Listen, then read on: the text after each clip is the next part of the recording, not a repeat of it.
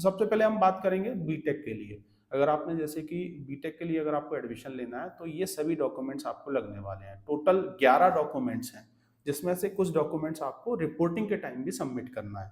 तो सबसे पहले हम बात कर लेते हैं कि आपको रजिस्ट्रेशन जब करना है तो क्या क्या डॉक्यूमेंट्स लगने वाले हैं। तो रजिस्ट्रेशन के टाइम 10th की मार्कशीट, 12th की मार्कशीट, जेडबलई मेंस का रिजल्ट, इसके अलावा MP domicile certificate, Madhya Pradesh का मूल निवासी, इनकम सर्टिफिकेट लगेगा, category certificate, EWS general category वाले बच्चों के लिए होता है, समग्र आईडी नंबर, एक ईमेल आईडी लगेगी और 2 फोन नंबर लगेंगे, है ना। तो इस हिसाब से ये 10 डॉक्यूमेंट्स लगेंगे। बाकी gap certificate, TC and migration आपको रिपोर्टिंग के साथ टाइम सबमिट करना है और इन सब की 2 सेट ऑफ फोटोकॉपी भी सबमिट करना होती है। तो यहाँ पे आप देख पा रहे होंगे जितने भी डॉक्यूमेंट्स हैं, इन डॉक्यूमेंट्स को प्रॉपर तरीके से आपको स्कैन करना होगा। अगर आप कुछ टेढ़ा मेढ़ा स्कैन कर लेंगे तो ये जो हेल्प सेंटर पे जाता है वहाँ पर वेरिफिकेशन वाला काम आपका नहीं हो पाएगा।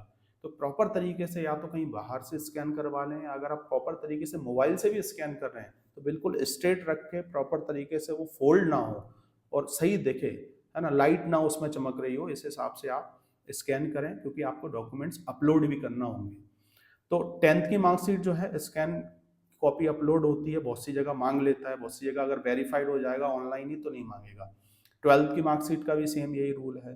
जेडब्ल्यू मेंस के लिए जो आपका एप्लीकेशन नंबर है और जो डेट ऑफ बर्थ है वो डलता है, वहाँ से लॉगिन हो जाता है, कुछ डिटेल आपकी वहीं से आ जाएगी, बाकी डिटेल आपको फिल करके फिर जो 5-6 फॉर्म वगैरह हैं उनको ऑनलाइन फिल करना होता है और लास्ट में डॉक्यूमेंट्स अपलोड करना होते हैं।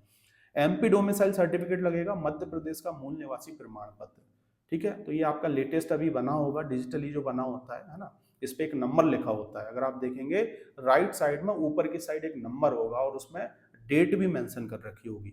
तो वो सर्टिफिकेट नंबर, डेट और आपका जो भी जिला है वो इसमें फिल होता है और फिर आपका डॉक्यूमेंट्स अपलोड होता है। ठीक है, इनकम सर्टिफिकेट किसको लगेगा? इनकम सर्टिफिकेट जैसे कि ईडब्ल्यूएस वालों को लगने वाला है, या कैटेगरी जो वाले स्टूडेंट्स हैं एमपी के हैं उनको ये लगेगा। अगर देखिए, अगर आपको एमपी की सीट के लिए एलिजिबल होना है, अगर इस काउंसलिंग के अंदर 90% सीटें मध्य प्रदेश के लोगों के लिए होती हैं, स्टूडेंट्स के लिए होती हैं, क्योंकि एमपी की काउंसलिंग है तो इसलिए 90% सीटों का रिजर्वेशन उनके लिए। तो इसके लिए एमपी डोमिसाइल सर्टिफिकेट होना जरूरी है ना, मध्य प्रदेश शासन का। अगर वो नहीं है तो एज आप 5% जो बची हुई सीटें रहती हैं और 5% एनआरआई सीटें होती हैं उसके लिए एलिजिबल हो पाएंगे, जो 5% सीटें हैं जो अदर स्टेट वाले बच्चों के लिए रहती है। ठीक है, इसके अलावा कैटेगरी की अगर हम बात करें तो कैटेगरी सर्टिफिकेट आपका लगेगा, उसका भी नंबर और अपलोड करना होता है, इनकम सर्टिफिकेट